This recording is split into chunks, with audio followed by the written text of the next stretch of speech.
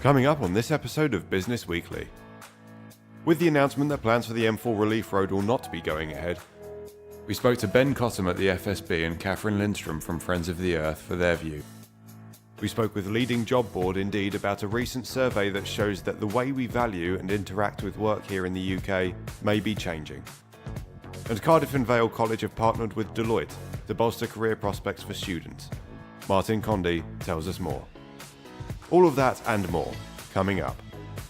But first, the Cloghynog Forest Wind Farm Community Fund has announced the area that will be benefiting from the Renewable Energy Scheme.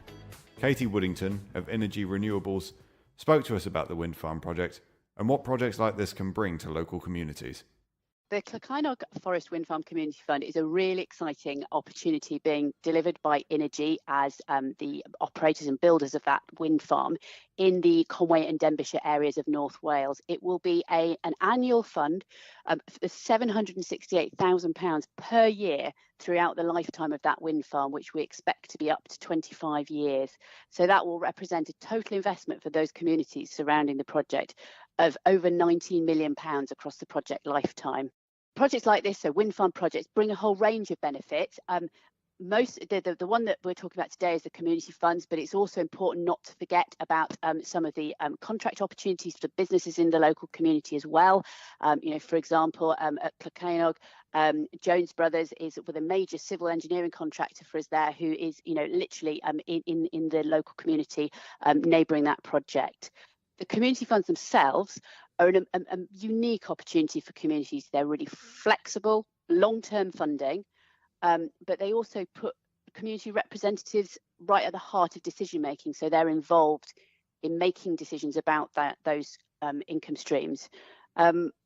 Across Wales, we have, through Energy's community funds, supported a massive range of projects. So it could be from employing a community development worker, supporting community transport projects, refurbishment of community buildings, and also projects that help local people develop training and employability skills, as well as much smaller things, but also things that are really important to local areas, such as purchasing public access defibrillators, which could in itself be potentially life-saving. Thanks to Group Cynefin, a Melodon Residents Action Group, a shed in Melodon has received £1.2 million in development that will see it focus on providing a space for sustainable local businesses. Rachel Wheatley, a spokesperson for Urshed, tells us more about the story. A shed's been a long time in the planning, actually.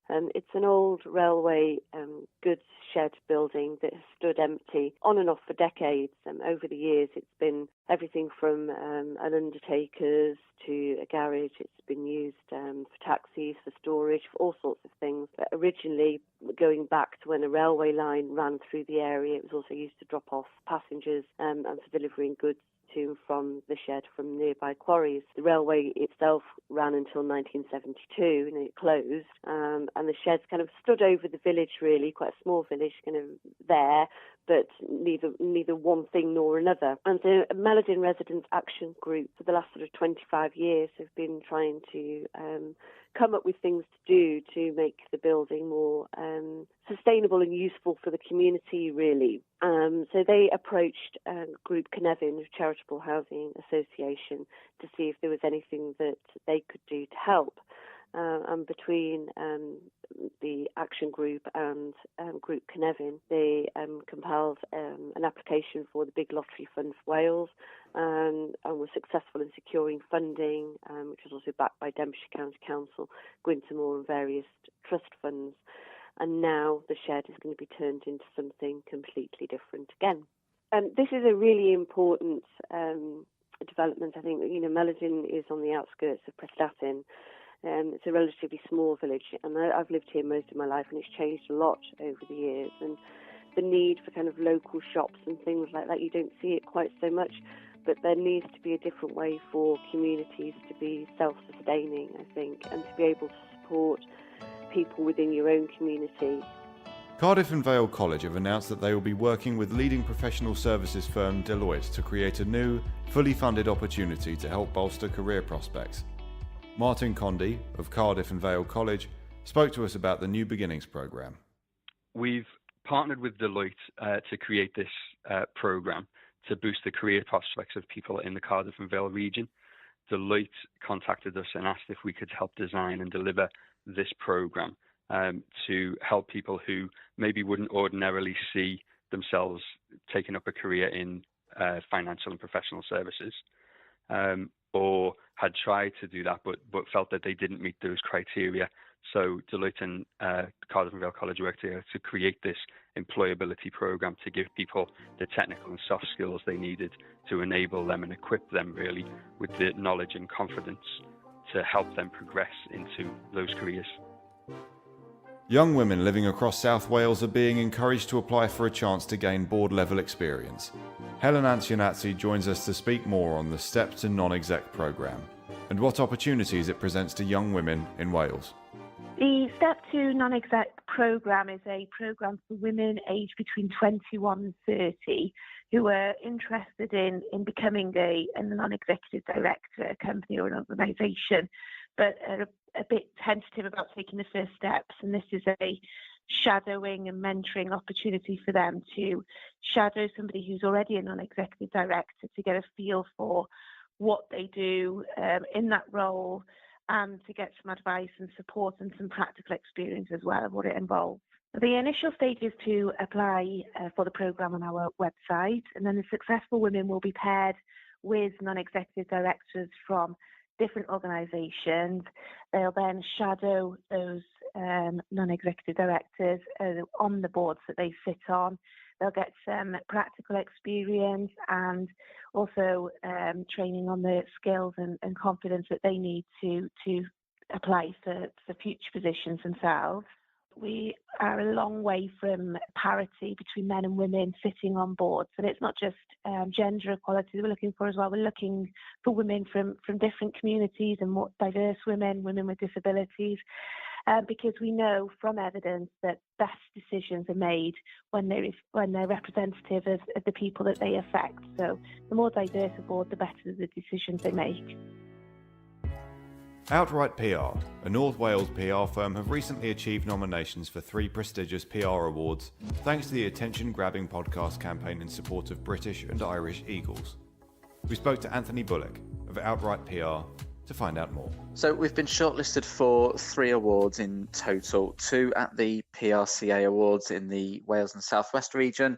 The PRCA is the world's largest PR professional body, and in those we've been shortlisted for Best Digital and Social Media Campaign and Low Budget Campaign.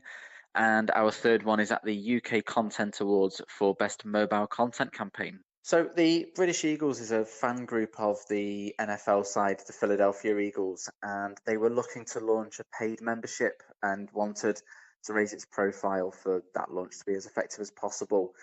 We worked with them to identify a good focus for that, which was the Eagles actually coming across to play in London, which was taking place in October 2018.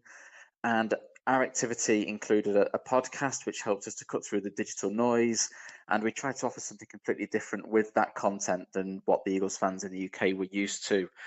We also had a presence in London in the week running up to the game, and that alone gave us a lot of opportunities for reactive content, for pictures and videos and interviews on international Philadelphia TV.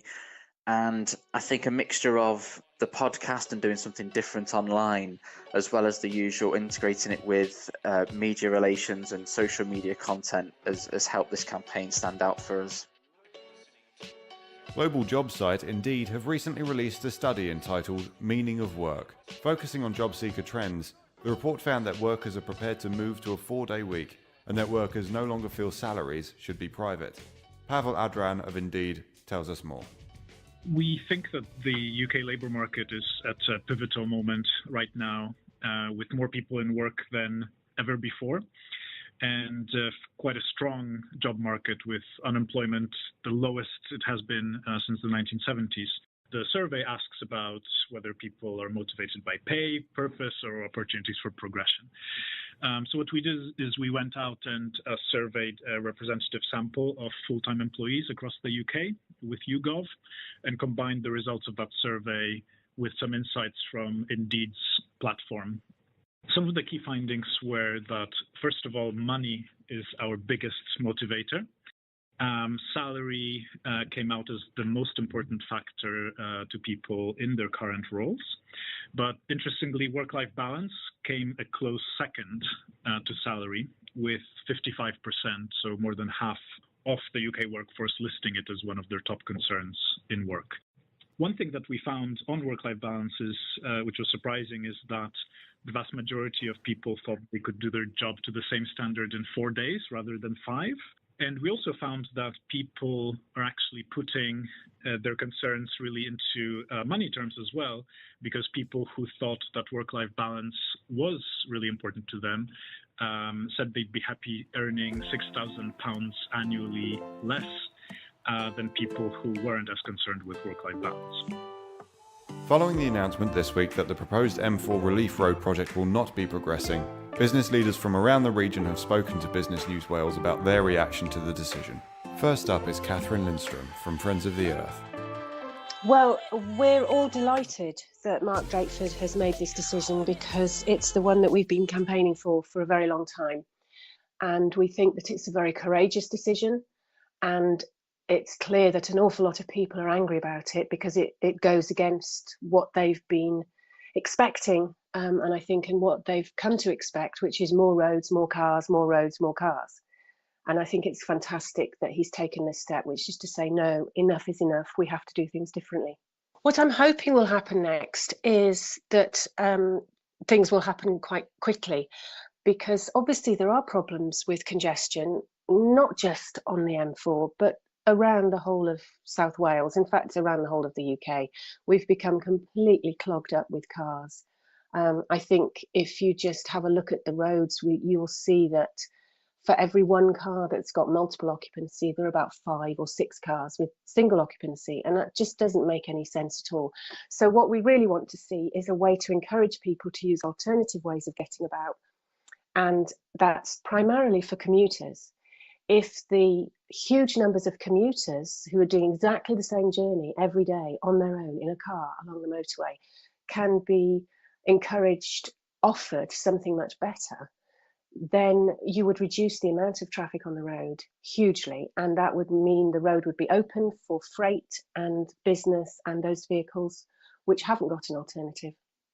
My name's Ben Cottam. I'm Head of External Affairs at FSB Wales.